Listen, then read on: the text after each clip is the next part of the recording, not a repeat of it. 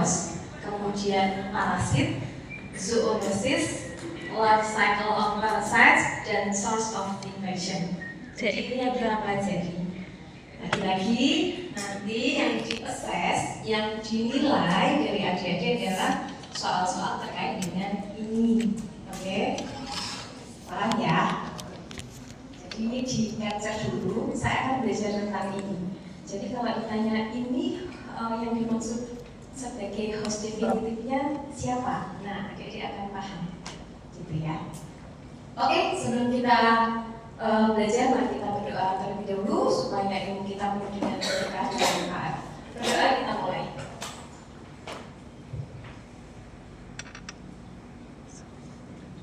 Amin. Ya, apa itu parasitologi? Sebenarnya kalau SMA belajar tentang parasit itu apa deh? Suatu simbiosis ya. Simbiosis tapi mesti merugikan, gitu kan? Kalau di pelajaran baik SD mungkin sampai SMA juga akan diulang-ulang begitu. Simbiosis parasitisme biasanya apa deh? Yang satu rugi, yang satu untung. Contohnya apa deh? Tali putri, ya. Terus apa lagi? Benalu. Apa lagi? Anggrek. Kutu rambut, oke. Anggrek itu dia sebenarnya nggak merugikan ya. Dia memang ngambil nutrisi dari pohon-pohon yang sudah nutrisinya juga bukan parasit kan? Ya kan? Apalagi deh parasit? Kutu apa? Tanduk rusak? Mutualisme? Oh, tanduk rusak yang tanaman itu sama kayak anggrek. Ya, itu apa sih biasa apa? Komensalisme apa deh? Biasa aja, PS gitu ya. PS gitu ya, netral. Oke, kayaknya lebih meningkat kalau SD itu tali putri, benalu. Kalau SMP parasit apa contohnya? Atau SMA parasit apa deh? Oke, apa deh? Belalang sembah. Nek kentok yo iyo. Belalang sembah. Dan sebagainya kemana itu? Oh yang ini.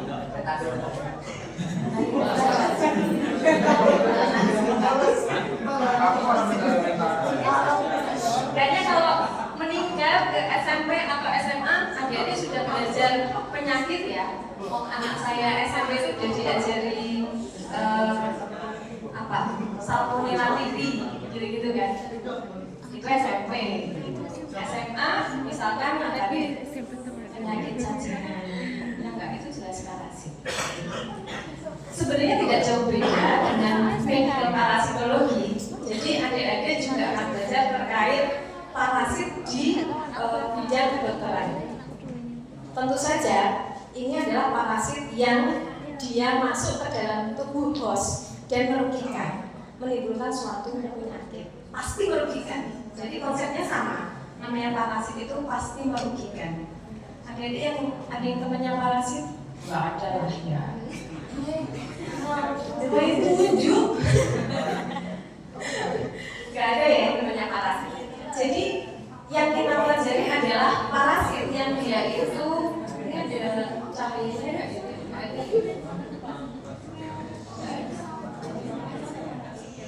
Jadi dia menimbulkan penyakit infeksi pada manusia dan penyakit yang ditimbulkannya atau manifestasi klinis. Jadi jelas itu adalah parasit. Dan umumnya ya, ada parasit itu dibagi menjadi protozoologi dan hermitologi. Tapi sebenarnya di dalam medical parasitologi kita juga belajar tentang entomologi karena ada penyakit-penyakit yang dibawa oleh karena vektor, misalkan nyamuk, lalat gitu ya. Jadi sebenarnya kita juga belajar tentang entomologi. Tapi sebagian besar menyebutnya juga protozoologi, hermitologi, ataukah di kutu rambut nggak masuk di sini gitu ya, tapi masuk ke yang berikutnya. Nah jadi parasit yang kita maksud adalah organisme yang dia hidup di dalam tubuh host. Host mungkin adik-adik kalau membaca inang gitu ya, inang yang ditumpangi, yang diambil nutrisinya gitu untuk keberlangsungan hidupnya.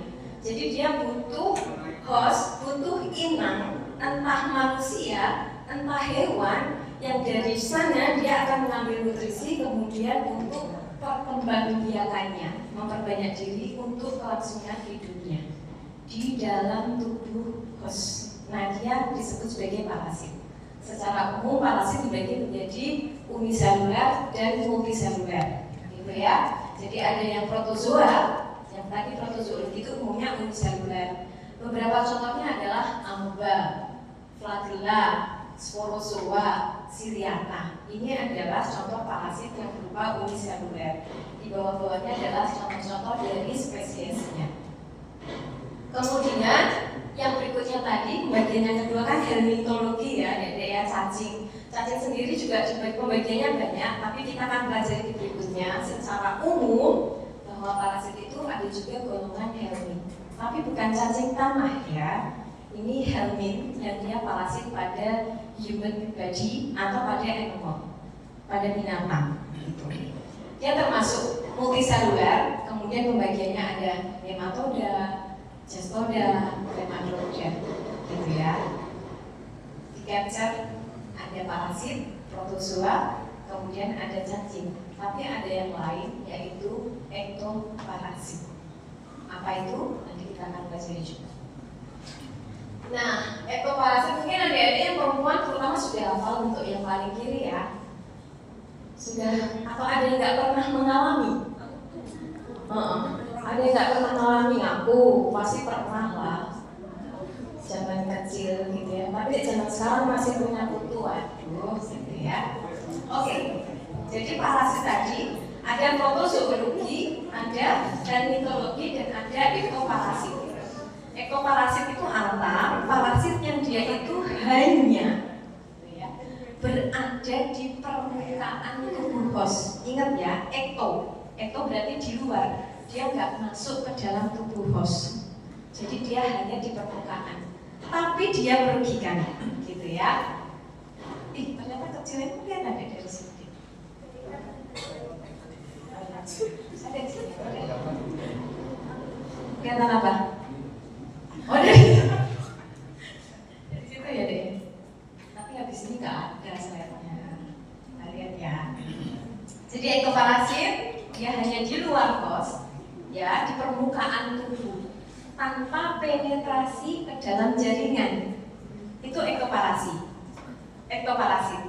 Contohnya adalah kutu, tungau, gitu ya. Itu adalah ektoparasit.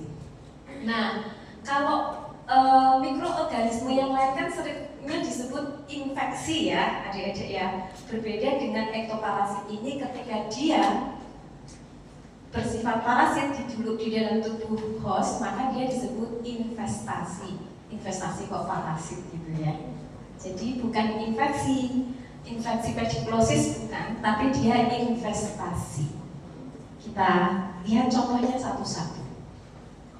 Gambarnya tetap kurang gede. Ini kayaknya TV-nya yang kurang gede deh. Besok minta segede itu loh.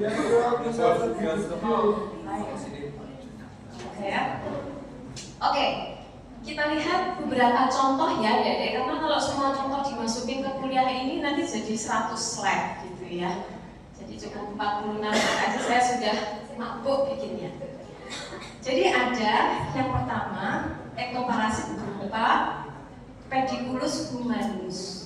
Pediculus humanus itu sebenarnya macam-macam. Ada yang kapitis, kalau dia itu menginvestasi pada kepala, rambut.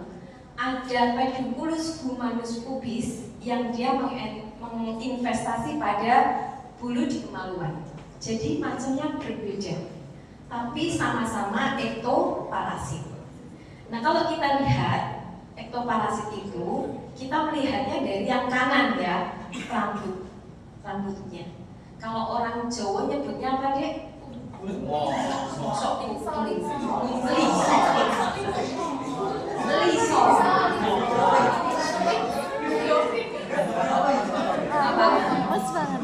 Apa Dek bahasamu, Dek?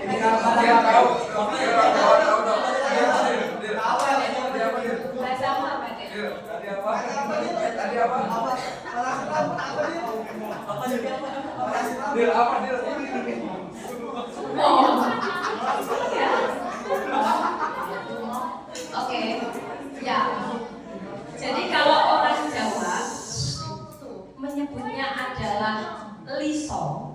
tapi karena kita orang kedokteran menyebutnya adalah nit Lisa. Lisa jadi Lisa. Ya, jadi yang putih-putih telur itu adalah nit. Mendiagnosisnya nggak susah ya. Kalau kita periksa rambutnya, biasanya ini anak-anak, terutama anak-anak yang entah di pondok gitu ya, entah apa namanya, kadang jarang keramas gitu ya, kadang jarang disuri. Dan ini kasusnya masih banyak ya, adik-adik ya. Saya pernah pengabdian belum utuh dulu. Saya pernah pengabdian masyarakat tentang apa namanya, pediculus humerus ini banyak di anak-anak SD. Ini kalau suatu saat adik-adik mau penelitian berapa prevalensi gitu ya, pediculosis pada anak SD, pada anak TK, itu juga bisa menjadi data. Gampang kok deh, cuma periksa rambut, ada nitnya, ada putu dewasanya, gitu ya, itu sudah terdiagnosis sebagai Ehlers atau pediculosis, gitu ya. Jadi dia nggak akan masuk ke dalam kulit. Jadi dulu pernah ada, hati-hati, dia bisa masuk ke pori-pori, terus menghisap darah. Iya, dia betul menghisap darah, tapi nggak sampai penetrasi ke dalam kulit. Jadi hanya di permukaan saja. Kalaupun terjadi infeksi lanjutan, biasanya berupa infeksi sekunder. Itu kan gatal banget ya. Kalau gatal, umumnya diapain? Garuk lah ya, masa dipijat. Digaruk, kalau digaruk tangannya kotor, ingat tangan kita kan banyak apa dia? Flora normal gitu ya.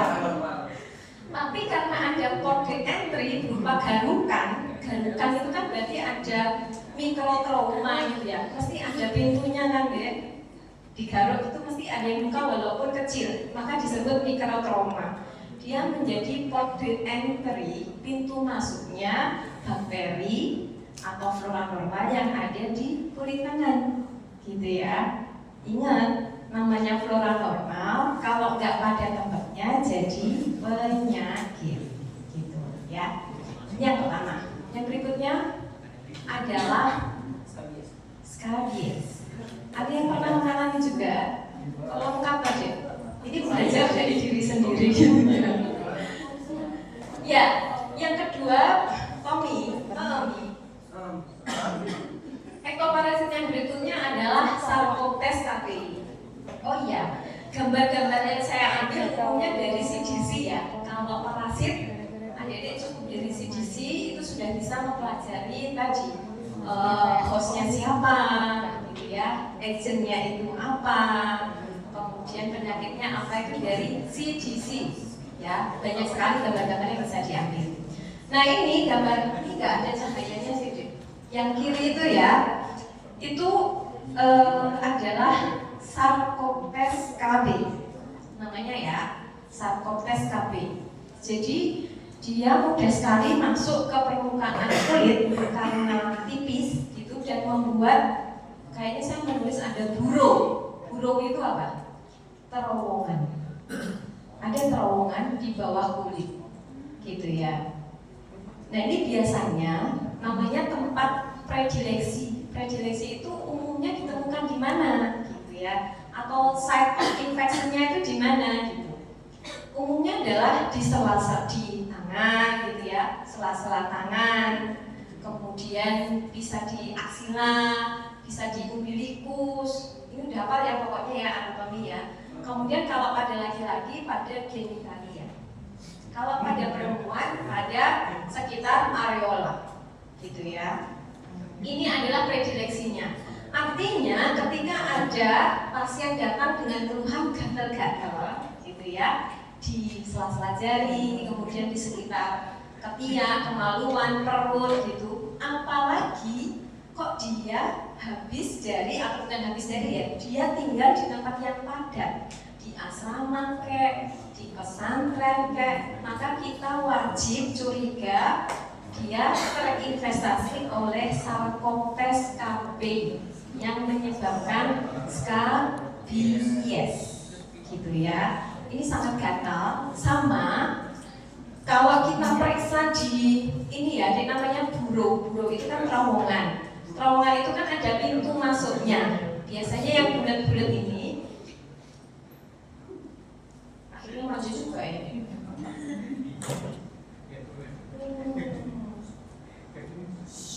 Nah ini ya, bulat-bulat ini, kok malah mampu sih?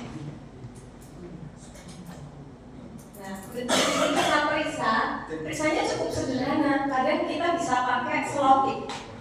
Selotip itu kita tempelkan, terutama kalau pas dia aktif ya, aktif itu dia diperes kayak gitu. Selotip kita tempelkan, kemudian kita taruh di objek gelas. Kita bisa melihat stibalanya. Stibala itu pupnya tuh kayak apa gitu. Ada stibala atau bisa jadi ini, ada sarkoptes KBI-nya. Itu adalah kutu dewasa. Ini juga ADD kalau mau penelitian terkait sarkoptes KBI, skabies ini juga masih banyak.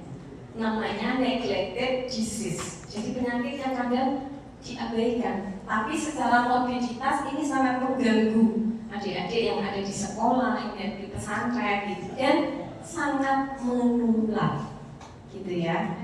Dari baju yang mungkin kadang paten kelumbur gitu. Paten kelumbur itu bahasa Inggrisnya apa ya, Dek? Apa, Dek? Aura-auran. Aura-auran. Memang saya banget gitu ya. Nyanyi apa tadi? Aura-auran. Ya, jadi baju yang nggak dijemur dengan benar, set A, set B gitu ya. Hari ini pakai yang sisi warna biru, habis itu dibalik, besok ganti warna abunya gitu. Satu baju gitu ya.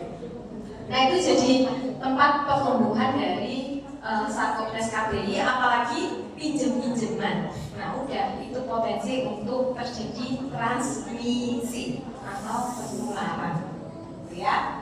Oke, kita lanjut lagi. Tadi ektoparasit yang pertama adalah apa? Pediculus, kanitnya, pediculus ya. Yang kedua adalah sarkoptes KBI, penyakitnya skabies. Bedakan ya, penyebabnya apa, penyakitnya apa. Kalau tadi pediculus humanus menyebabkan pediculosis, kalau sarkoptes KBI menyebabkan skabies. Yang ketiga, ini saya juga sebenarnya agak ini deh. Ternyata masih ada. Waktu itu saya stase di rumah sakit kota gitu ya. Pasiennya adalah pasien DV. DV itu kulit ya, ada dokter kulit. Dia datang dengan jerawat tapi nggak sembuh-sembuh. Gitu ya, sudah terapi sesuai dengan guideline-nya, nggak sembuh-sembuh, akhirnya dikerok. Dan saya dapatkan di bawah mikroskop gambaran Demodex mite. Nah ini hati-hati. Jadi Demodex itu tipe kutu yang dia biasanya bukan biasanya ya, dia bisa hidup pada alis, kemudian pada bulu mata gitu ya, di folikel-folikel itu, yang sebenarnya dia nggak menyebabkan masalah, tapi kalau terlalu banyak maka dia bisa menyebabkan masalah, bahkan ini ya sampai di pipi-pipinya gitu, menimbulkan jerawat, sangat gatal, kemudian juga burning sensation, jadi kayak terbakar gitu. Nah ternyata kalau dicek dia adalah Demodex, ya tentu terapinya juga anti parasit, nggak bisa dengan antibiotik gitu. Dan masih ada ternyata, adik-adik, masih ada, namanya demodikosis, disebabkan oleh Demodex mite. Nah ini adalah contoh-contoh ektoparasit. Yang berikutnya, parasit tadi ada ektoparasit. Kita ke ektoparasit dulu. 3 contoh, walaupun ada yang lain ya, adik-adik ya. Yang berikutnya adalah endoparasit. Umumnya parasit itu berupa endo atau dia memang ada masuk ke dalam tubuh manusia atau hewan, host ya, hostnya. Dan sebagaimana di awal tadi, umumnya parasit itu bisa berupa kelompok protozoa atau cacing dan menyebabkan penyakit. Ini contoh-contohnya. Endoparasit sendiri dibagi menjadi extracellular parasite dan intracellular. Kenapa? Kita lihat contohnya ekstraseluler. Ini apa? Obligat dulu ya. Oke. Obligat atau nanti tambah catatan ya dek ya. Kok kayaknya sudah saya catat tapi hilang. Ini ke belakang ke depan dia toh gak jelas IGC ini. Ring. Gitu deh. Salah. Nah, ini ya. Endopalasit sekarang. Jelas kalau endopalasit dia memang ada di dalam tubuh atau penetrasi ke dalam tubuh dari hostnya. Dan ingat dia nggak bisa hidup tanpa host maksudnya. Nah, ada yang pertama adalah obligat. Sama kayak kita belajar aerob anaerob ya. Obligat itu kayak strict harus atau intraseluler parasit. Kenapa? Kita lihat contohnya. Lagi-lagi saya mencoba ada gambarnya biar adik-adik ingat gitu ya. Ini adalah sel darah merah. Ini mana nggak di gambarnya ya? Sel darah merah itu yang bulat-bulat itu ya, adik-adik. Ini dengan pengecatan blood smear. Mungkin di fase berikutnya adik-adik akan mencoba melakukan blood smear, kemudian dilakukan pengecatan dengan ginsang gitu atau red. Kemudian kalau seseorang itu terinfeksi oleh salah satunya ini adalah Plasmodium. Saya nggak bilang dulu, ada di situ ya, ada Plasmodium falciparum. Ini contohnya, karena Plasmodium ada banyak, Plasmodium falciparum, malariae, knowlesi, tapi itu jangan dulu. Cuman adik-adik tahu ada Plasmodium, oke? Kenapa? Kita lihat di sini bahwa Plasmodium harus ada di dalam eritrosit, gitu ya, harus ada di dalam eritrosit. Artinya memang dia obligat parasit. Ketika si Plasmodium ini sudah ada di eritrosit, kemudian besok kita akan belajar siklus hidupnya yang lebih dalam. Dia udah penuh dan pecah, maka timbul manifestasi klinis. Kalau pada orang malaria itu pada demam, ya kan? Nah, demam itu adalah fase ketika si tropozoid merozoid ini pecah dari sel darah merah. Adik-adik kayaknya juga belum belajar tentang apa ya, imunologi ya, pirogen, sitokin itu belum ya? Belum. Berarti 2.1 harusnya 2.1. Jadi si parasit ini akan namanya menimbulkan respon imun tubuh gitu ya, sehingga ketika dia pecah dia akan mencari eritrosit yang sehat lagi, maka dia disebut sebagai obligat, harus berada di dalam sel gitu ya. Kemudian nah ini mungkin saya kasih dua contohnya sama-sama Plasmodium yang besok adik-adik, bukan besok pagi ya, nanti di fase berikutnya adik harus bisa bedakan, oh kalau bentuknya seperti headphone, maka dia adalah Plasmodium falciparum. Kalau dia bentuknya adalah pita, maka dia adalah Plasmodium malaria. Tapi itu bukan untuk pertanyaan ujian kali ini, gitu ya. Kalau pertanyaan ujian kali ini mungkin terkait ini termasuk fakultatif atau obligat atau intraseluler, sampai di situ ya untuk yang pengantar parasitologi, gitu ya. Kemudian ini contohnya adalah Plasmodium, demikian juga Toxoplasma gondii. Kemudian kita lanjut yang berikutnya adalah fakultatif. Sama ya, kalau anaerob fakultatif itu masih ingat gambar botolnya itu deh, masih ingat gak? Botolnya mana? Kalau dia paling atas keruh berarti dia obligat aerob. Kalau paling bawah yang keruh berarti dia obligat anaerob. Kalau dia rata berarti fakultatif, artinya bisa dengan oksigen, bisa tanpa oksigen. Sebenarnya itu lebih ke konsentrasi oksigennya begitu ya. Nah, kalau si fakultatif parasit itu jadi dia bisa sebagai free living form. Jadi dia nggak di dalam tubuh host itu nggak apa-apa. Dan memang harus ada fase dalam hidupnya siklus hidupnya itu sebagai free living stage atau stadium. Lagi ya, kita lebih mudah melihat gambar ini. Iya deh. Apa?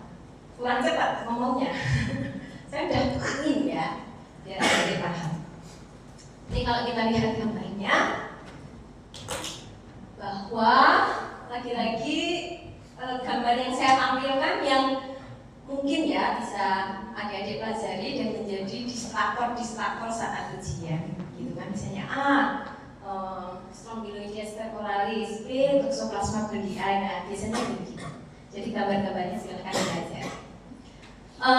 Kita belum belajar tentang hostnya apa, gitu. Tapi kita akan belajar dari bentuk endoparasitnya. Karena dia masuk dalam tubuh, maka disebut endoparasit. Kenapa dia fakultatif? Karena ketika ini di dalam tubuh manusia, kemudian ini ada bentuk larva filariform, kemudian ada reproduksi. Oke, yang lain nggak usah dibaca dulu. Yang ini bisa, jadi kalau di CDC itu mesti ada gambar ini deh. Ini gambar apa deh? Mikroskop, ya. Mikroskop itu artinya apa? Suatu saat nanti, ketika sudah masuk ke fase berikutnya, adik-adik, maka ini adalah untuk diagnosis. Artinya, ketika di dalam spesimen berupa feses, kok ketemu larva rhabditiform, maka dia terkena strongyloidosis, gitu, ya. Jadi ini adalah diagnostiknya, nggak perlu dikultur, gitu. Kemudian ada gambar seperti ini danger gitu ya. Ini gambar apa? Ini adalah stadium infektif. Hampir semua gambar medisi pasti ada dua gambar ini, pasti. Kapan terdiagnosis? Oh, ini diagnosis kalau kita menemu si larva rhabditiform di dalam feses, gitu ya. Jadi kita nggak akan ngomongin ini, nggak akan ngomongin ini, nggak akan ngomongin ini, karena dia ada di alam, gitu ya, sebagai larva yang free living form. Nah kemudian kita akan melihat ini ya, gambar ini. Di alam dia akan mengalami perubahan fase, perubahan siklus dari dewasa, kemudian ada telur, kemudian bentuk larva gitu ya, telurnya pecah, mengeluarkan larva. Ini terjadi di alam. Kemudian membentuk rhabditiform larva L3, dan inilah yang infektif, atau di fase ini ketika manusia tanpa sengaja menelan makanan yang terkontaminasi, maka dia akan infeksi. Jadi tidak mungkin ketika ketemu dengan ini infeksi. Gambarnya gini, dipahami dulu ya. Kalau ada gambar ini, maka ini adalah fase infektifnya. Kalau dia menginjak telur, nggak masalah. Mau menginjak cacing dewasa atau menelan cacing dewasa, nggak masalah. Gitu. Tapi ketika dia tanpa sengaja menelan larva filariform, maka akan terjadi infeksi di dalam tubuhnya. Makanya sudah ditandai, ini adalah fase infektifnya, gitu ya. Ini secara umum gambaran dari siklus hidup dari parasit. Oke?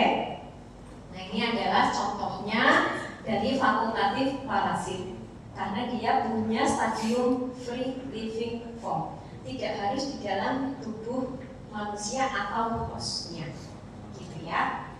Oke, lanjut lagi Mbak Didi. Berikutnya, tadi sudah ada yang endoparasit yang obligat atau intraseluler, ada juga yang fakultatif, biasanya dia adalah ekstraseluler, tapi ada juga yang disebut sebagai accidental parasit. Namanya juga accidental. Accidental itu apa? Kecelakaan, accident gitu ya. Kecelakaan tanpa sengaja gitu, tanpa sengaja. Ini yang saya ambil contohnya, si Naegleria fowleri. Paling banyak nama ya deh. Tapi sudah saya tempelin loh. Nggak ngapalin yang ada di PPT ya. Nggak usah nyari gambar yang lain dulu, nanti semakin pusing. Kenapa accidental? Ini saya ambil salah satu contohnya, Si Naegleria fowleri itu ada di dalam air. Jadi memang kebanyakan parasit itu ada di dalam tanah, dalam air sebagaimana bakteri, ya kan? Nah kemudian mungkin ada orang-orang yang renang, misalkan perenang, gitu ya, orang yang renang. Nah si Naegleria fowleri yang ada di air tadi, ketika terhirup, maka dia akan berjalan ke bulbus olfactorius, kemudian menuju ke otak. Yang terjadi apa? Infeksi pada jaringan otak atau meningoencephalitis. Saya coba baca kalau di bahasa Indonesia itu apa ya? Pencairan otak, agak aneh. Pencairan uang enggak apa-apa. Pencairan otak atau apa ini ya? Namanya PAM kalau nggak salah. Primer apa deh? Coba deh dicari deh. PAM. Meningoencephalitis gitulah ya. Jadi dia menimbulkan infeksi pada jaringan otak. Udah dia ketemu PAM atau PAM, saya nggak lupa. PAM, apa deh? Primer? Apa? Primer? Amebik, ya. Primer amebik meningoencephalitis. Pasien-pasien yang mengalami meningoencephalitis tentu saja dia akan mengalami defisit neurologis. Misalkan apa? Kaku kudu, kejang, gitu ya. Itu adalah defisit neurologis dari meningoencephalitis. Adik-adik di skillet mungkin belum pemeriksaan patologis ya, masih refleks fisiologis gitu.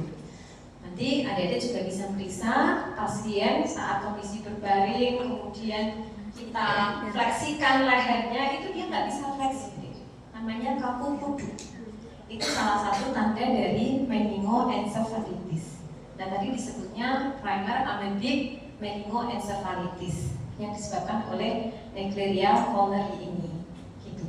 Dia ada di air, gitu ya. Kemudian tadi berenang, dan ini tentu saja air yang kotor ya. Jadi renang di sungai-sungai apa deh? Renang bisa. Sungai apa? Sungai Barito ada kasus ini ya. Kasus ya.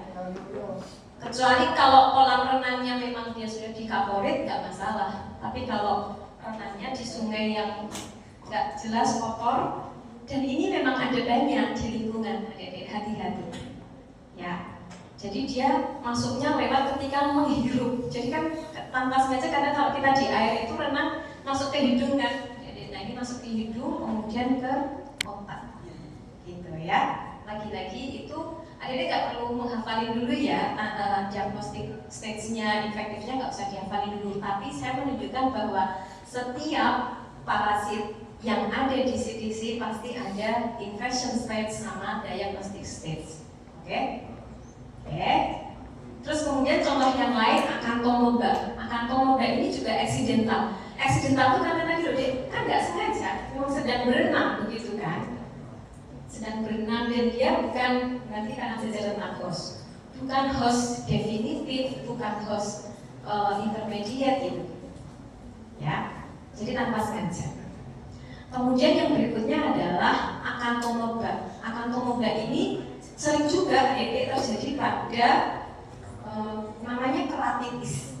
Keratitis akantomoba. Jadi pembersihan lensa kontak, tapi pembersihannya kurang, begitu ya adik-adik ya. Maka akantomoba ini sama kayak Naegleria fowleri juga ada banyak begitu ya di lingkungan.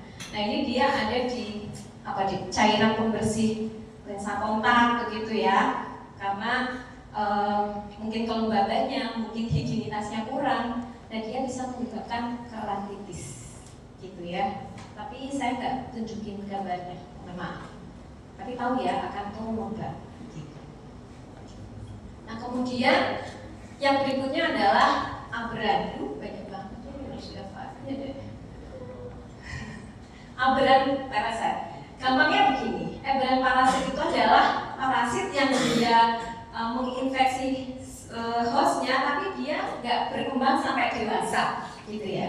Jadi misalkan larva ya udah dia masuk ke dalam hostnya dan nggak berkembang sampai dewasa, tapi host yang ini yang terkena parasit ini ketika masuk ke host yang lain bisa menimbulkan infeksi, gitu ya. Itu adalah aberan parasit.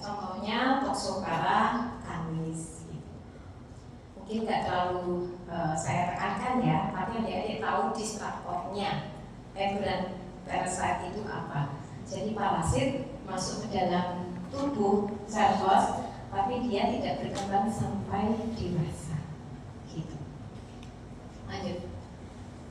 Ini yang akan terbuka tadi ya, dia sama, dia ada di air.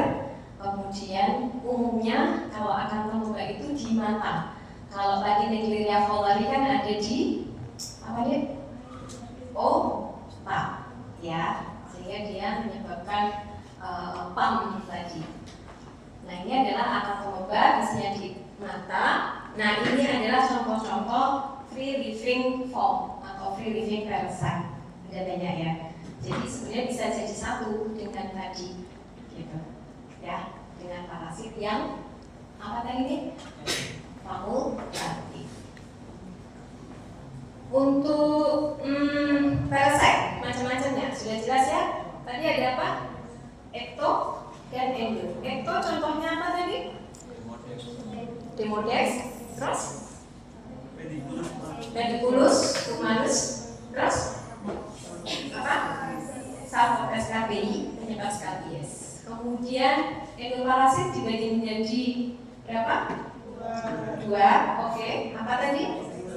Intraseluler. Contohnya apa deh? Apa tadi? Plasmodium ya. Dia harus menginfeksi eritrosit. Harus gitu.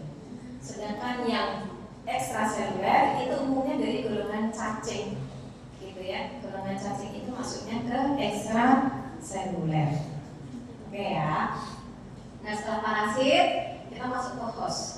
Host merupakan organisme yang dia merupakan tempat tinggal dari parasit untuk mendapatkan nutrisinya. Kemudian dia tumbuh dan berkembang di sana menjadi semakin banyak, semakin besar. Gitu ya. Itu adalah host. Host bisa berupa manusia, bisa berupa hewan. Yang pertama terkait host. Bukan contoh. Ada yang disebut sebagai definitive host. Apa itu definitive host? Definitive host adalah host di mana parasit itu bisa berkembang biak secara seksual. Oke, definitive host adalah host di mana parasit bisa berkembang biak secara seksual. Gambarnya tidak terlalu terang ya, ya. Oke. Contohnya apa? Ada banyak contoh sebenarnya dari gambar-gambar yang sudah kita lewati tadi, tapi kita ambil salah satu contohnya di sini adalah Toxoplasma gondii, penyebab toxoplasmosis. Jadi si Toxoplasma gondii itu berupa kista, memang pecah ya dia ya, kok dari dekat pecah gitu. Dia ada reproduksi secara seksual di dalam tubuh kucing atau sejenis kucing. Jadi sebenarnya tidak hanya kucing ya, adik-adik ya, kucing dan golongannya gitu. Nah kemudian setelah reproduksi secara seksual di dalam tubuh kucing, maka di fesesnya akan dikeluarkan yang namanya ookista. Ookista di lingkungan mengalami sporulasi. Dia bisa mengkontaminasi sayur, tanah, gitu ya kan. Biasanya kucing itu pup sembarangan gitu ya, di tanah dekat tanaman, tanamannya ternyata sayur begitu ya. Dan kita suka makan sayur yang mentah, pastikan dicuci dengan benar. Karena kalau tidak, maka dia terkontaminasi oleh ookista dari si Toxoplasma gondii. Nah di sini peran kucing sebagai host definitif, gitu ya. Kayaknya tadi ada gambar yang lebih cetar ya. Nanti kita lihat. Jadi kalau dia terjadi perkembangbiakan secara seksual, maka dia disebut sebagai host definitif. Sedangkan perkembangan dari misalkan larva 1, larva 2, atau dari ookista menjadi brachizoid, menjadi takizoid, maka dia disebut sebagai host intermediate. Clear ya antara intermediate dengan definitif.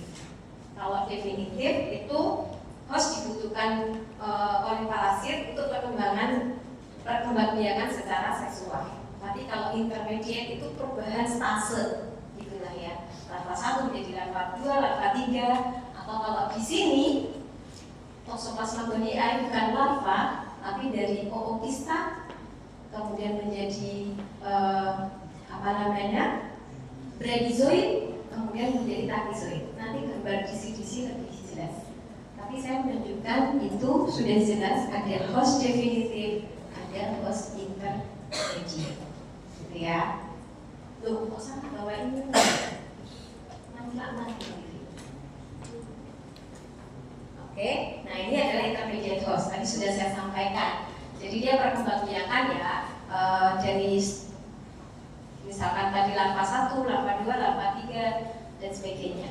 Nah di sini larva ini sebenarnya tidak hanya first intermediate host, second intermediate host, ada juga yang membutuhkan sampai 3 host gitu.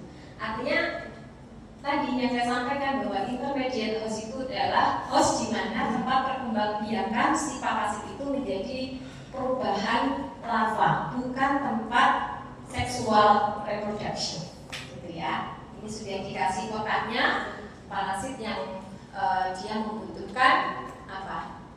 Host intermediate, Plasmodium.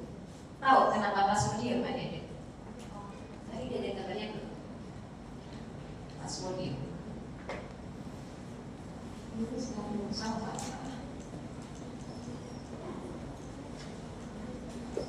Saya sudah ngambil Plasmodium belum ya?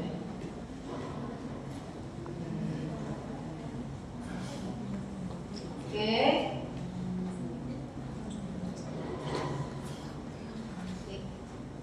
Mana sih?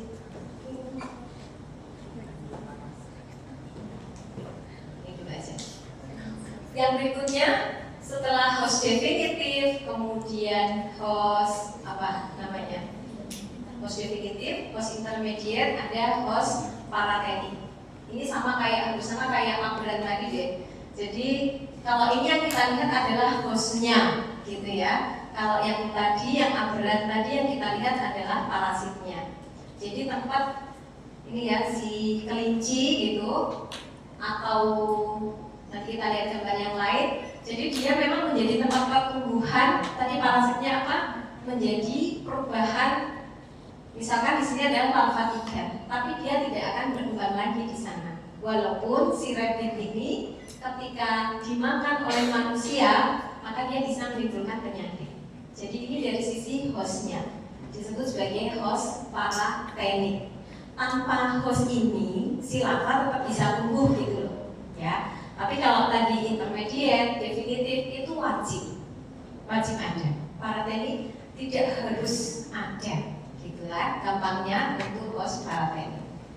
Nah kemudian reservoir itu adalah sumber penularan penyakit, di mana entah reservoir nggak harus benda hidup ya, bisa manusia, bisa hewan, bisa makanan, bisa tanaman, bisa tanah yang dia itu mengandung mikroorganisme, dan dia agent itu adalah mikroorganismenya melalui berbagai cara transmisi, entah direct kontak, ini direct kontaknya berupa seksual, kemudian droplet gitu, atau menggunakan vektor, atau menggunakan vehicle itu bisa apa ya, kayak ini meja, terus dia terkontaminasi.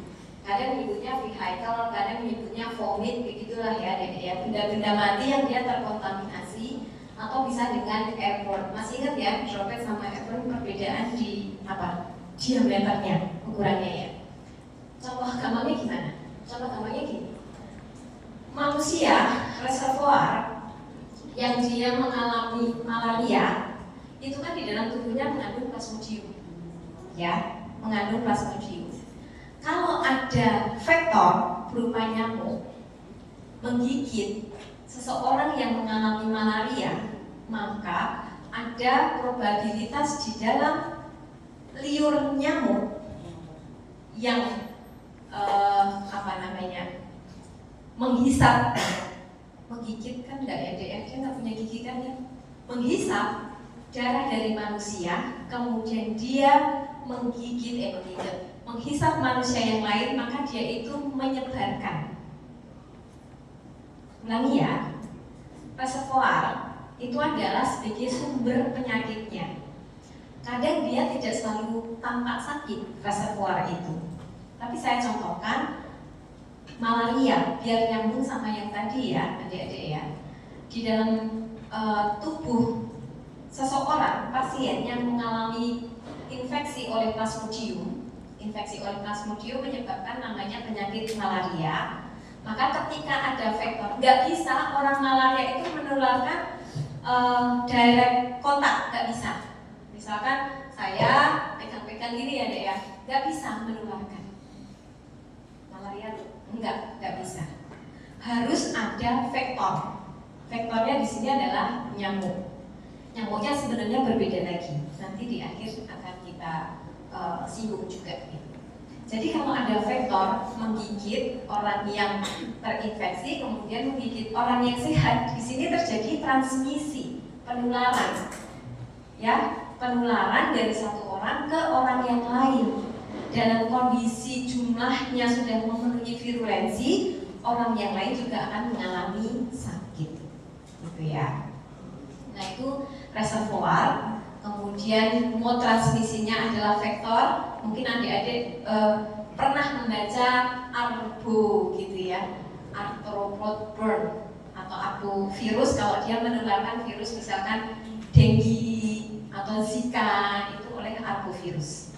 Nah ini adalah mode transmisi oleh vektor atau penularan dengan menggunakan vektor, gitu ya, reservoir. Yang lain misalkan bisa berupa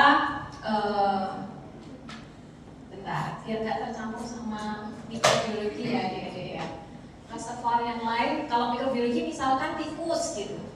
Tikus itu di dalam ginjalnya dia umumnya mengandung leptospira, gitu kan. Nah saat banjir atau ada genangan air yang dia terkontaminasi oleh urinnya si tikus yang umumnya mengandung leptospira, dan orang menginjak atau orang itu terkena air yang sudah terkontaminasi tadi, dia bisa menimbulkan infeksi. Nah, jadi si tikusnya kan bukan nggak kena sakit kan, dan tikus yang memiliki leptospira tidak menunjukkan sakit. Gitu. Yang saya sampaikan tadi bahwa reservoir itu nggak selalu menunjukkan sakit, tapi dia sebagai sumber infeksi. Gitu ya, dengan berbagai moda transmisinya, direct kontak kah, menggunakan vektor kah, gitu ya, atau menggunakan cara yang lain. Oke? Nah ini sama accidental host, gitu ya. Accidental host yang saya contohkan di sini salah satunya adalah Entamoeba histolytica. Kita lihat orang yang terinfeksi oleh Entamoeba histolytica, diare itu bisa macam-macam, sebenarnya bisa virus, bakteri, parasit. Kita ke parasit dulu. Ketika di dalam fesesnya ketemu nih ya, jadi besok pemeriksaan feses ya, praktikumnya ya. Ketemu itu ya kista, gambaran yang kiri ya, kista gitu. Jadi dia dengan pengecatan iodin ketemu kista. Maka orang ini disebut mengalami amoebiasis gitu. Lagi-lagi nggak terlalu kelihatan ya dede, itu kan ada ABC. Biasanya dia menginfeksinya pada intestinal, gitu ya, di usus. Karena kan tadi tanpa sengaja misalkan makan makanan yang terkontaminasi oleh kistanya si Entamoeba histolytica, masuk ke dalam tubuh, kemudian menginfeksi dari saluran cerna, timbul diare. Nah, diare dia bisa keluar berupa tropozoid yang ada lancipnya itu atau kista. Lagi-lagi itu kan ada tandanya mikroskop ya. Berarti kalau pada saat pemeriksaan kita temukan itu, berarti itu adalah untuk diagnosisnya. Dan keduanya, tropozoid maupun kista, dia merupakan fase infektif atau bisa menularkan ke orang. Nah, di sini ada kenapa disebut accidental host? Itu bukan yang diarenya, tapi dari usus tadi dia bisa berpindah ke paru atau ke hepat. Dan disitulah paru atau hepat disebut sebagai accidental host. Karena umumnya dia diare, menyebabkan infeksi pada saluran cerna. Gitu. Tapi suatu saat dia bisa mengikuti aliran darah, kemudian mampir di liver menyebabkan akses hepat. Ini gambar PA-nya ya, bukan PA ya, ini masih organnya, akses hepat. Gitu. Karena dia harusnya nggak di sana, maka dia sebagai accidental host. Oke, paham ya? Oke. Parasit sudah, host sudah. Host definitif tadi apa, Adik? Host definitif apa? Kalau saya tunjukin gambar salah lagi.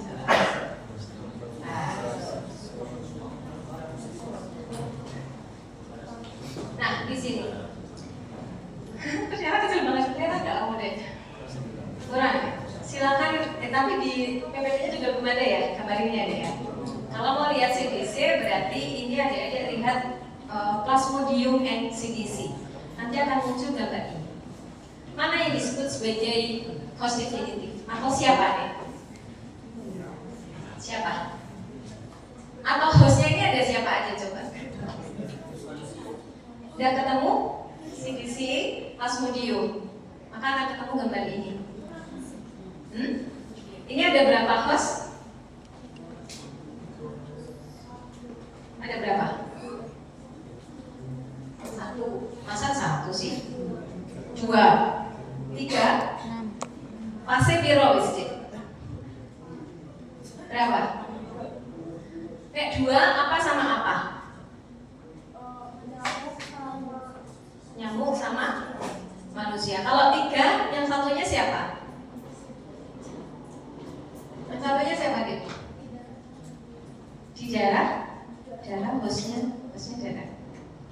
Yang ketiga nanti jangan bilang yang ketiga adalah setan gitu ya. Kalau sedang berdua-duaan maka ketiganya adalah setan. Bukan ya. Ini dua ya, manusia dan nyamuk. Nah sekarang kalau adik-adik lihat, kalau itu nggak kelihatan di depan silahkan dibuka CDC dan Plasmodium. Host apa aja yang ada di sana? Kan tadi udah sebut dua ya, manusia dan nyamuk. Manusia host apa?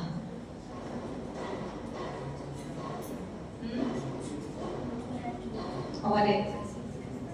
Apa? Definitif. Kenapa? Karena ada reproduksi seksual. Itu kan ada gametosit tuh di bawah tuh. Itu di dalam tubuh manusia. Jadi kan pertamanya kalau mau lihat nomor satu ya, nomor satu kan nyamuknya tadi menghisap membawa plasmodium gitu kan. Memang kalau dari dekat malah nggak jelas, ya kan? Dia menghisap, kemudian di liurnya dia memasukkan plasmodium. Nah kemudian setelah masuk ke dalam tubuh manusia, dia akan segera mencari sel hepat. Nah di sini terjadi siklus, nggak usah dihafalin ya. Sekarang jangan dihafalin. Saya ingin menunjukkan ada siklus eksoeritrositik. Dia nggak ada di dalam eritrosit, tapi di dalam sel hepat.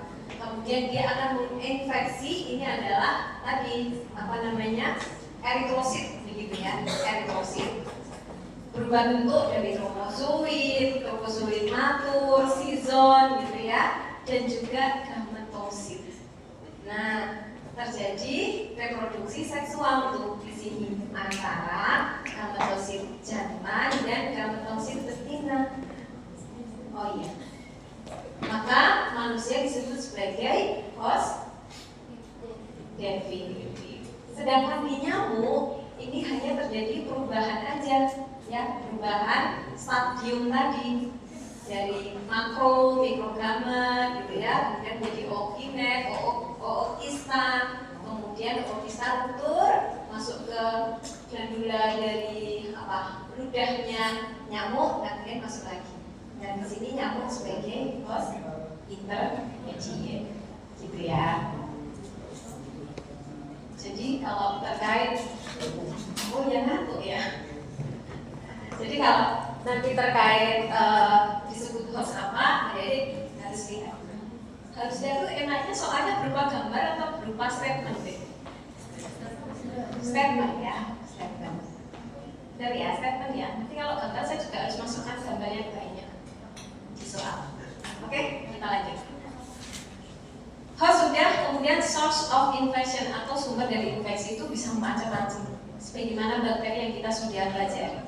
Ada tanah, ya. Ini kebanyakan dari penularan cacing, gitu. Kemudian bisa juga air, bisa juga apa deh? Ya umumnya ini ya, namanya juga soil and water ya. Jadi tanah dan air. Kemudian ini contohnya, Schistosoma. Nggak tahu adik-adik ada yang dari Sulawesi nggak? Ada. Sulawesi. Ya. Schistosoma. Schistosoma spesies, karena schistosoma banyak banget ya, ada hematobium, ada Japonicum, ada Mansoni. Nah, besok adik-adik di fase berikutnya soalnya sudah berbeda lagi. Soalnya itu dengan misalkan ditunjukkan ini ya. Ini kalau nggak kelihatan adik-adik juga bisa melihat Schistosoma NCGC. Misalkan saya menampilkan gambar ini kan ada mikroskop kan deh. Nah seperti biasa mikroskop itu untuk diagnostik. Dari pemeriksaan feses didapatkan gambaran mana? Ini. Nah dia harus bisa menyebutkan itu spesiesnya apa. Ingat bukan di soal yang sekarang, gitu ya. Saya nggak akan bertanya ini telurnya siapa. Tapi saya akan tanya tentang host, tentang apa lagi deh, parasit, kemudian tentang sumber infeksi, gitu. Oke? Nah ini kalau kita lihat. Nah, adik-adik harusnya sudah bisa melihat di sini ada berapa host? Berapa? Ada berapa host? Hostnya apa dan apa? Sikut. Oke, sikut dan manusia. Sikut sebagai host apa? Host definitif kan? Kalau definitif, adik-adik harus menentukan apa tadi? Lokasi antara jantan dan betina, bukan reservoir mas. Jantan dan betina. Kan tadi clue-nya host definitif itu adalah host tempat parasit melakukan seksual reproduksi. Jadi harus dilihat di situ ada jantan dan betina enggak. Ini memang jantan dan betinanya si Schistosoma itu saling gendong ya. Adik-adik nanti kalau melihat gambar aslinya yang jantan menggendong yang betina, gitu ya. Ini kan hanya gambar abstrak ya. Kalau lihat aslinya memang kayak gitu. Berarti sikut sebagai host intermediate.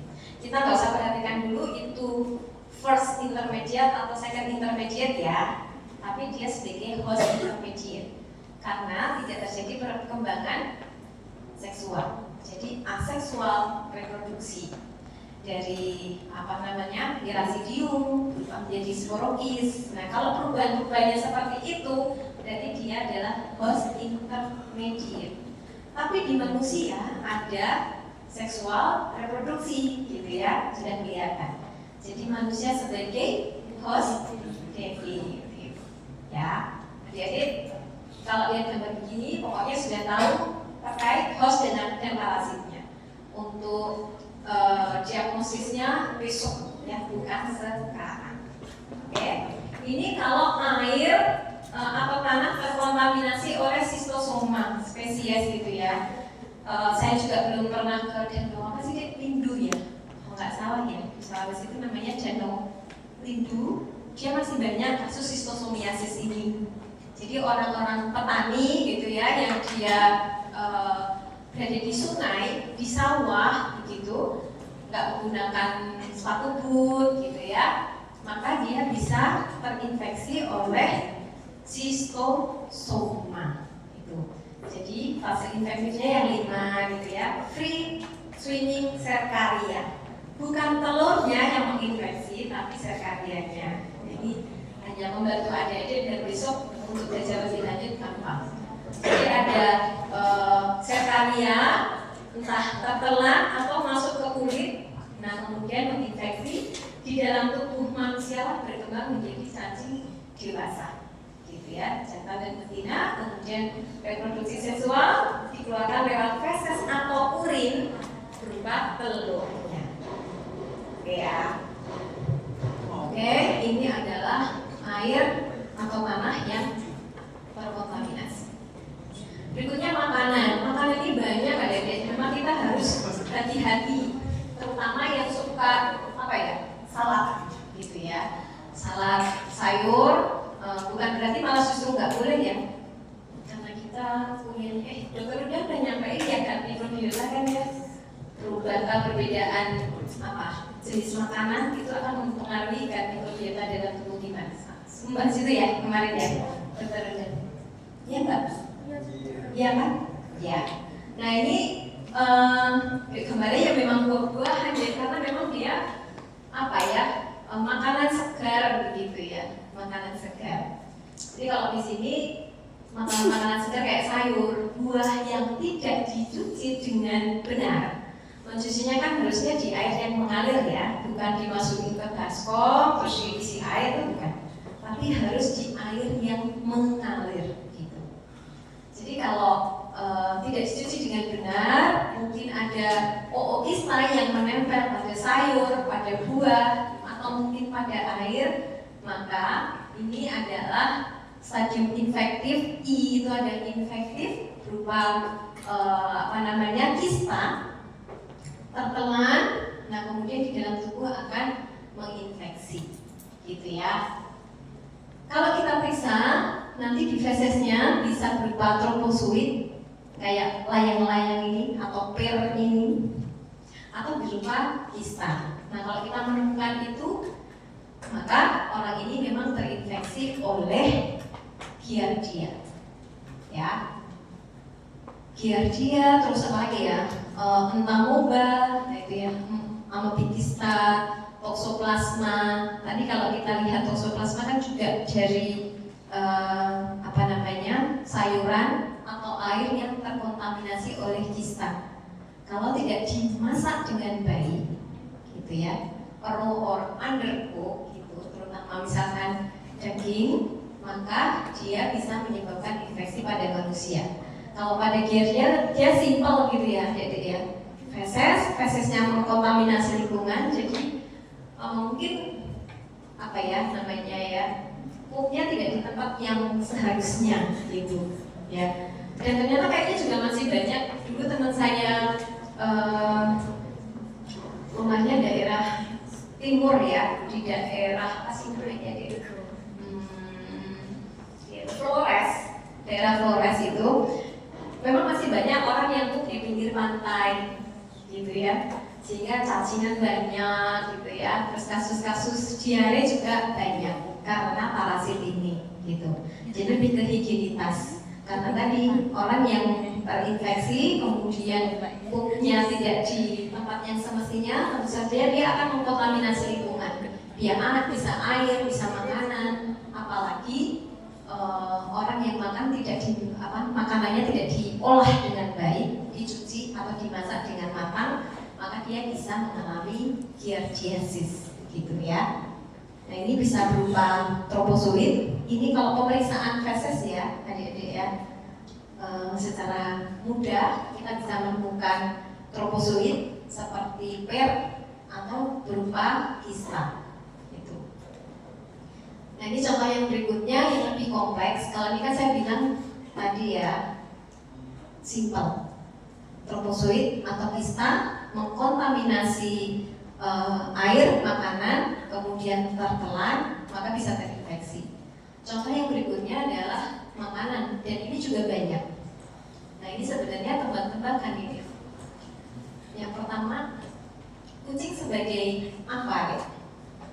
Di gambar yang tadi kan sudah ada sebagai host apa?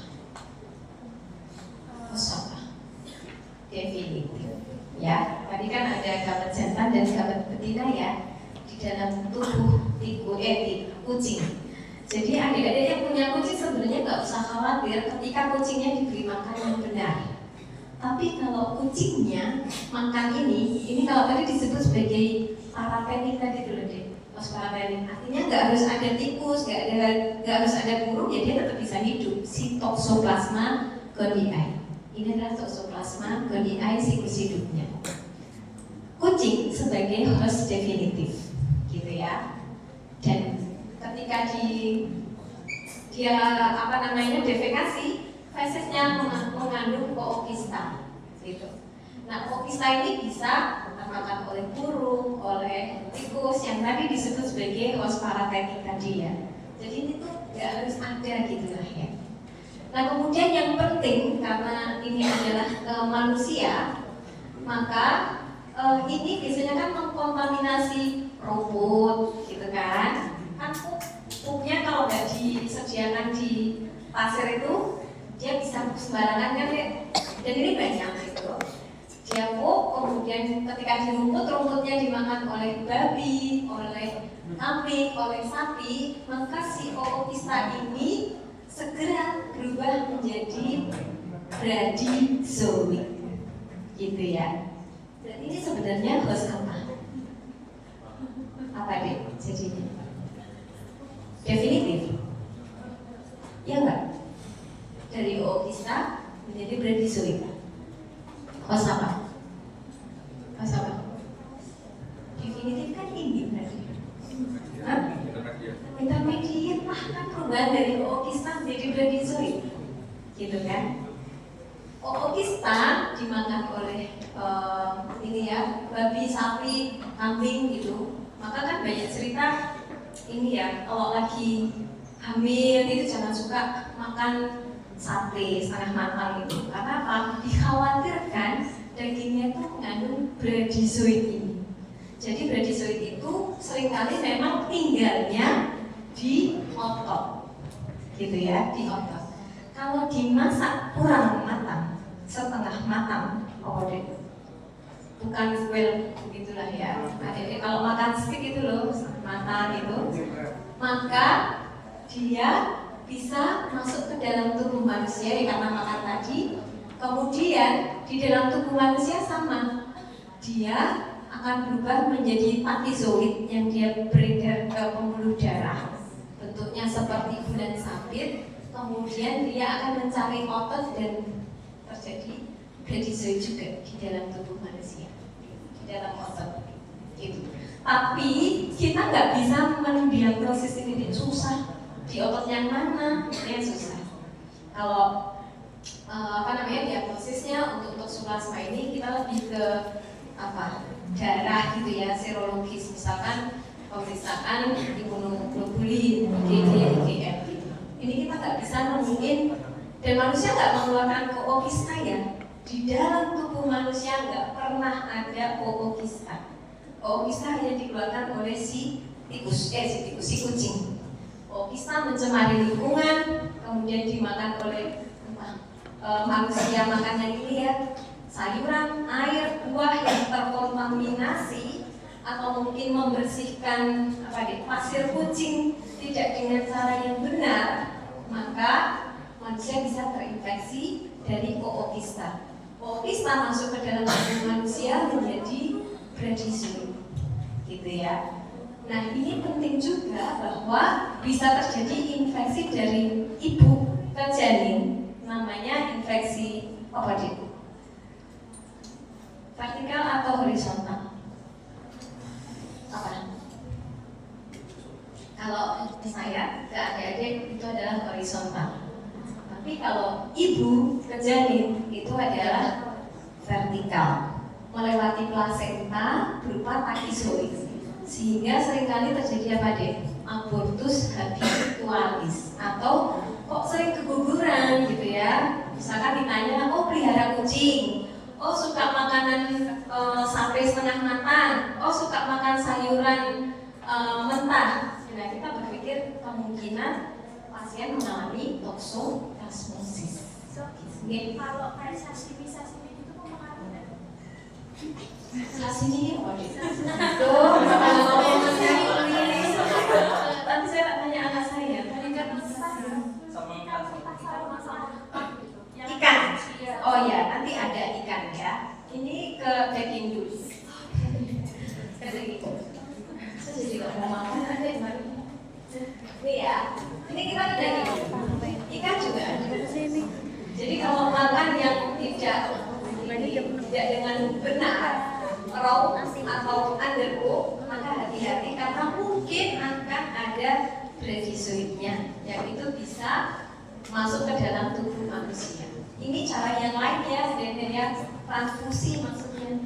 Transfusi kalau ada seseorang yang mengalami toksoplasmosis, kemudian transfusi tidak dicek, maka bisa menularkan ke orang lain. Toksoplasmosis. Jelas ya, gambar ini ya. Yang lengkap antara 1, 2, 3, 4, 5, 6, 7, 8, 9, 10, 11. Ookista menjadi bradyzoid, gitu ya. Bradyzoid dimakan oleh manusia akan menjadi tapizoid, gitu ya. Tapizoid bisa masuk ke janin lewat plasenta. Oke? Ini food yang dari apa ya tadi? Kayaknya saya cantumkan juga ini yang dari salah ini tadi. Kok nggak masuk ya? Harusnya ada. Oh, ya udah. Mungkin terlewat. Ada. Jadi di Jepang itu banyak krusta ya. Kayaknya saya tulis deh. Paragonimus westermani. Akhirnya silakan bisa buka lagi. Paragonimus westermani NCDC. Nah di situ yang menularkan, yang menjadi hostnya itu adalah krusta ikan gitu. Jadi lagi-lagi bisa, yang mentah ya, yang mentah tentu saja. Kalau dimasak dengan benar, yaitu akan mengurangi kemungkinan terinfeksi. Kayaknya saya udah ada deh, tapi kok nggak ada ya? Sudah ketemu Paragonimus westermani? Paragonimus westermani. Nah itu sama, ditularkan melalui makanan juga, gitu ya. Dari makanan yang ikan. Oh ada kayaknya. Nanti di akhir ada jadi dengan pembagian yang lain, gitu ya. Ini dari makanan. Oke, kita lanjutkan dulu. Yang berikutnya adalah vektor. Vektor. Jadi vektor itu adalah agen, umumnya berupa arthropoda atau insek, gitu ya, yang dia bisa mentransmisikan infeksi dari orang ke orang. Contohnya tadi ya, malaria, plasmodium, dari orang ke orang gitu. Tidak bisa malaria itu ditularkan dari orang ke orang. Butuh yang namanya vektor.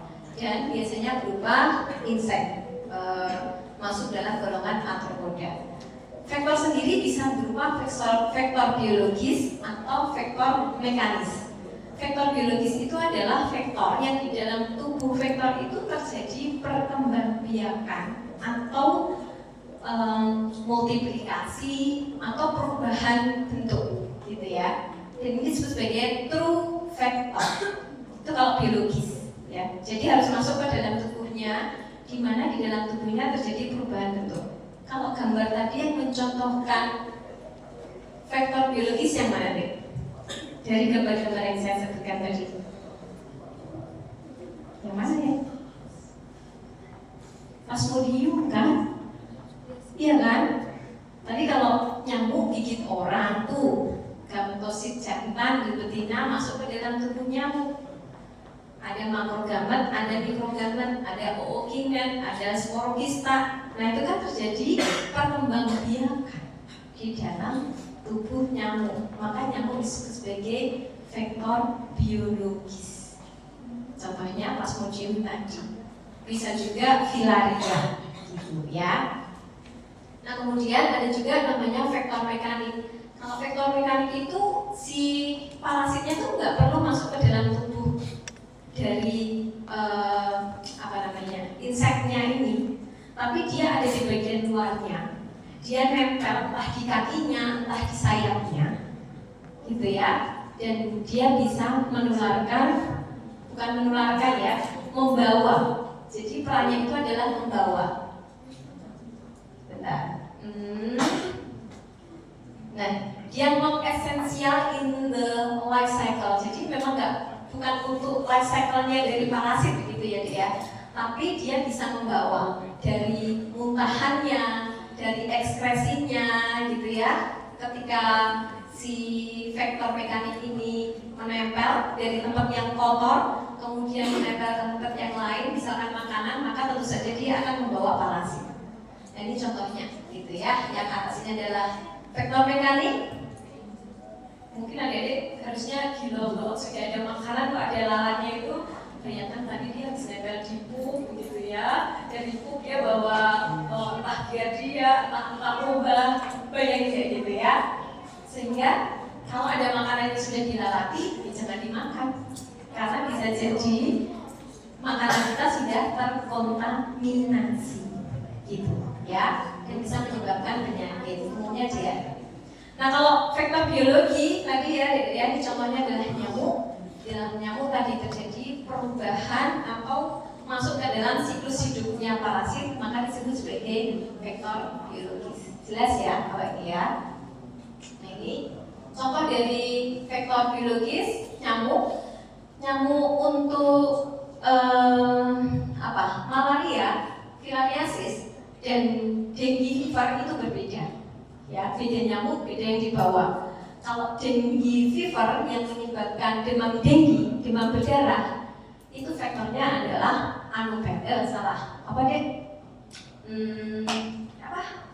nyamuknya Aedes aegypti, di mana dia bergaris-garis gitu lah ya. Nah, itu tadi maka sebenarnya parasitologi itu juga mempelajari tentang entomologi, karena kita dengan tahu vektornya, maka untuk memutus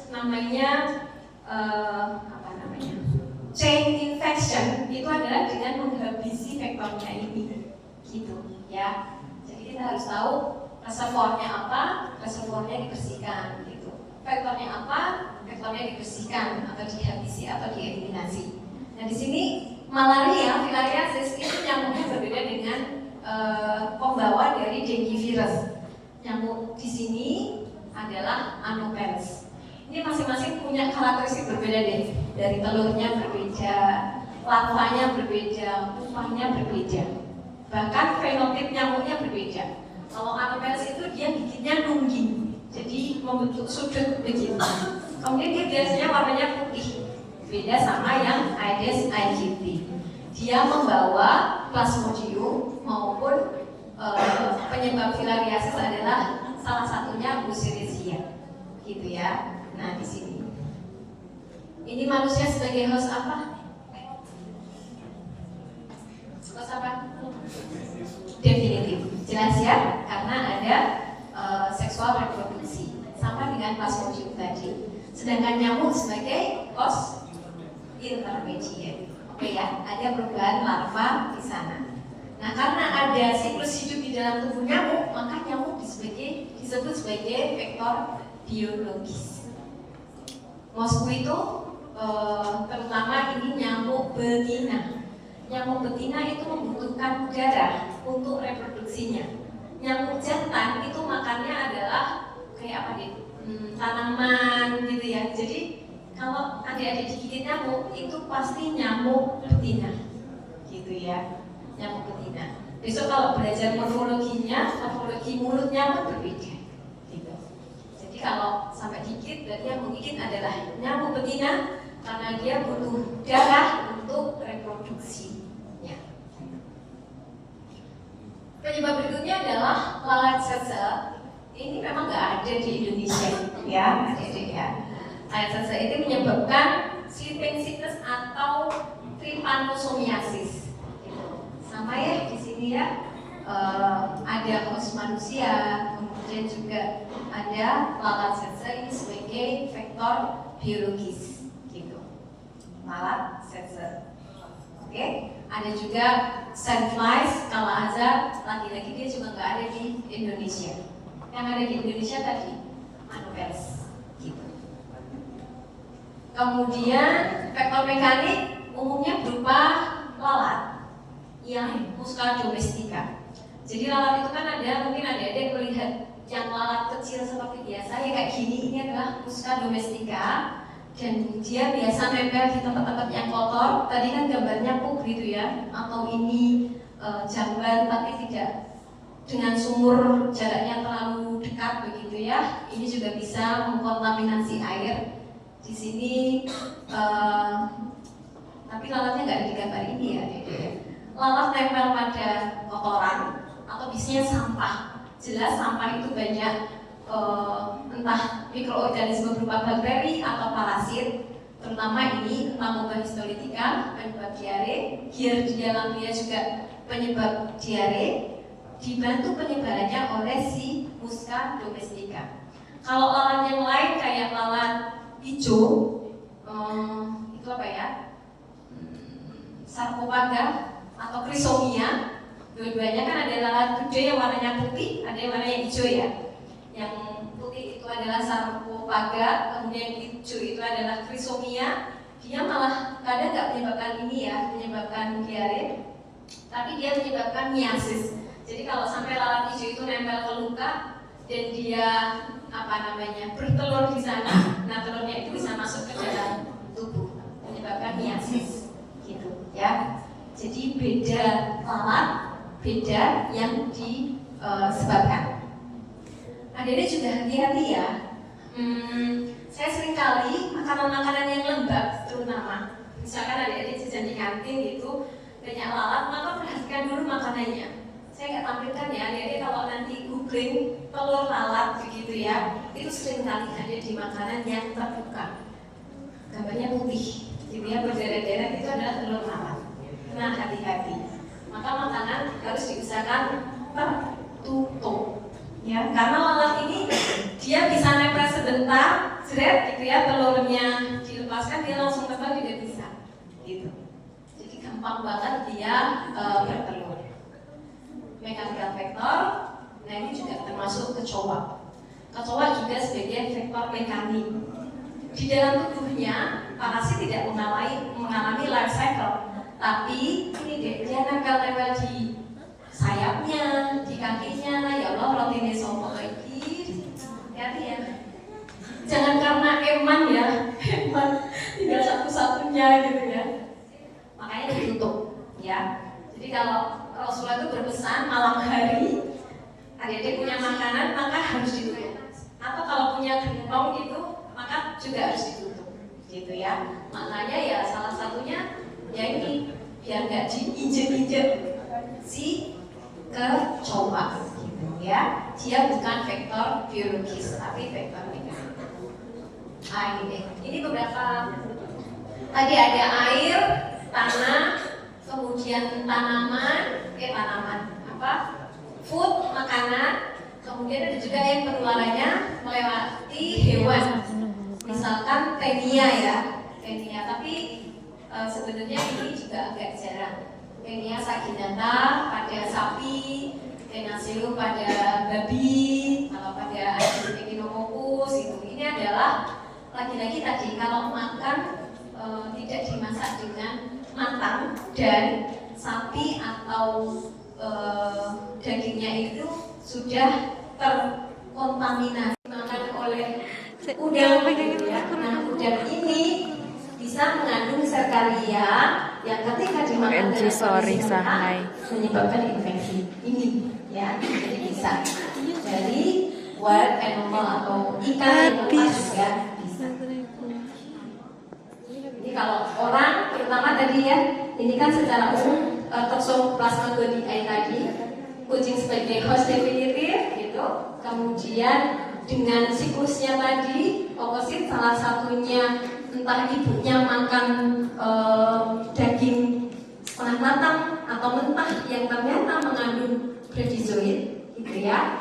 Kemudian saat hamil dia bisa menularkan ke janinnya atau transmisi secara vertikal. Pakizoid itu yang berada di dalam darah, dia masuk lewat plasenta menuju ke janin. Kalau infeksinya pada trimester awal akan menyebabkan keguguran, tapi kalau infeksinya pada trimester akhir, misalkan trimester ketiga, mungkin tidak keguguran, tapi akan terjadi kelainan kongenital, biasanya berupa hidrosefalus, gitu ya. Nah ini jadi dari orang ke orang, terutama yang saya garis bawahi adalah vertical transmission menyebabkan infeksi bagian. Karena video. Kayaknya ini yang terakhir nih. Yang terakhir nggak ya? Iya dong. Yang terakhir adalah autoinfeksi. Autoinfeksi Bikin ini. ini contohnya adalah Enterobius vermicularis. Ini adalah bahasa Jawanya apa ya? Kerominan. Kalau orang begitu jangan makan apa deh parutan kelapa gitu ya. Gak ada hubungannya pada Itu kayak parutan kelapa. Karena apa? Karena ketika anak itu mengalami enterobiasis atau kerominan, itu di anusnya akan keluar seperti kelapa gitu. Padahal itu adalah cacing dewasa. Terutama pada malam hari. Kenapa? Karena pada malam hari cacing dewasa ini akan bertelur di sekitar anus. Maka anak-anak yang mengalami enterobiasis itu biasanya pruritus nocturnal. Jadi gatal di sekitar anus pada malam hari. Karena ini sebenarnya lebih ke karena reaksi alergi si siapa deh? Betina dari enterobius itu meletakkan telur di sekitar anus. Telurnya seperti apa? Telurnya berbeda-beda ya. Sebenarnya ini tidak, kita nggak bisa meriksa dari feses. Jadi nggak bisa dari feses kita periksa ketemu telur ini nggak bisa, karena dia nempel banget di anus. Periksanya justru biasanya pakai selotip. Jadi pakai sama kayak SKBS tadi ya. Atau kalau nggak pakai selotip, adik-adik, ketika kita periksa di anusnya, maka akan banyak keluar cacing dewasa putih-putih kayak gini, gitu ya. Tapi kalau kita mau lihat telurnya istimewa. Dia sisinya datar dan melengkung. Itu adalah telur dari Enterobius vermicularis namanya plano convex, gitu ya. Jadi dia datar dan melengkung. Itu adalah telur dari Enterobius vermicularis. Dia bisa dikeluarkan melalui urine. Jadi kan kadang dia nempel entah di spray gitu ya. Nah spraynya itu ketika dibersihkan kena saudaranya yang lain tertelan juga bisa mengalami infeksi. Atau adanya karena garuk. Setelah garuk masuk ke mulut. Nah ini sebagai SARS atau autoinfeksi. Jadi menginfeksi diri sendiri gitu. Fekal oral. Yang lain autoinfeksi ada yang paling sering memang Enterobius vermicularis. Kemudian tadi juga ada sudah lihat gambaran Strongyloides temporalis. Selamat tes ya. Yes. Alhamdulillah ya Allah.